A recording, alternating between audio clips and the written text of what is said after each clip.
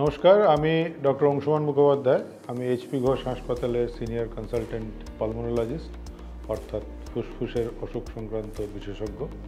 শীতকাল এসে গেছে। আনন্দবাজার পত্রিকার পাতায় পাতায় এখন একিউআই এবং বাজির গুণগত মান নিয়ে সবাই চিন্তাভাবনা করছে যে বাজি ভালো হলে বুঝি শীতকালে ফুসফুসের অসুখ কম হবে, আর এই একিউআইয়ের সংখ্যাটা কমলে বুঝি শীতকালে ফুসফুসের অসুখ কম হবে।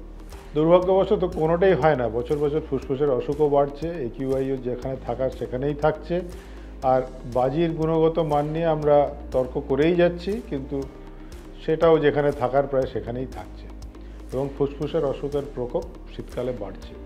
তাহলে আমাদের এর থেকে রেহাই পেতে গেলে কি করতে হবে?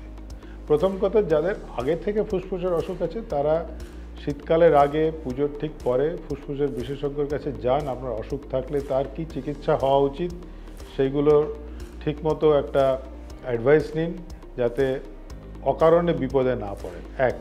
দুই হচ্ছে, যাদের ভ্যাকসিনেশনস ডিউ আছে, বিশেষ করে বয়স্ক মানুষ যাদের কোনো অ্যাডাল্ট ভ্যাকসিনেশন নেওয়া নেই, তারা ভ্যাকসিনেশন শিডিউলগুলো তারা নিতে শুরু করুন এবং ইনফ্লুয়েঞ্জা ভ্যাকসিন অবশ্যই সেপ্টেম্বর-অক্টোবর মাসে নিয়ে নেবেন। 3 নম্বর, যথাসম্ভব বিকেলবেলা যখন স্মগ বেশি হয়, অর্থাৎ বিকেলবেলা এবং খুব ভোরবেলা বাড়ি থেকে বেরোবার চেষ্টা করবেন না, কারণ তখন এয়ার কোয়ালিটি ইন্ডেক্স সবথেকে খারাপ থাকে এবং তখনই ইনহেল করলে তাতে ফুসফুসের অসুখ বাড়তে পারে। এই 3টে জিনিস মাথায় রাখতে হবে। অনেকেই জিজ্ঞেস করেন মাস্ক পরে কি লাভ আছে? বাতাস তো যা বাইরে ইনহেল করছেন সেই বাতাসই ভেতরে ইনহেল করছেন, কাজেই মাস্ক পরে যে খুব বিশাল লাভ হবে, খুব অনেকটা তফাৎ হয়ে যাবে, সেটা হয়তো নাও হতে পারে, কিন্তু কিছু পার্টিকুলেট ম্যাটার ডেফিনেটলি আমরা কম ইনহেল করব। কাজেই একটা বাইরে সেরকম স্মগের সময় বেরোলে একটা মাস্ক পরে বেরোতে পারেন, তাতে কেউ কেউ বেনিফিটেড হন। জল প্রচুর পরিমাণে খাবেন, ফ্রেশ ফ্রুটস প্রচুর পরিমাণে খাবেন, যাতে ইনফেকশন হলেও তার প্রকোপ কোথাও না কোথাও গিয়ে ইমিউন সিস্টেমটা যদি ঠিক থাকে তাহলে আপনার প্রকোপটা কম হবে।